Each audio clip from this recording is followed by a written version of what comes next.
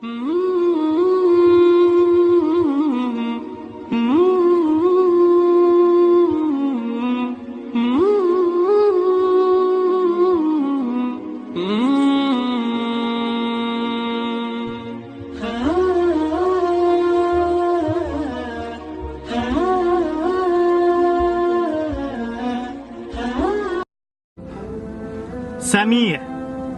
یکی دیگه از اسمها و صفتهای الله متعال، یعنی میشنوه.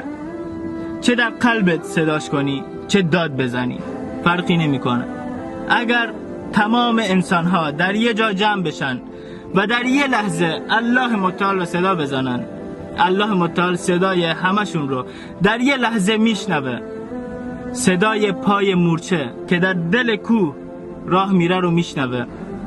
بین این همه از صداها الله متعال به یه صدایی از همه نزدیکتره، به صدای قلب شکسته، کسی که بهش ظلم شده.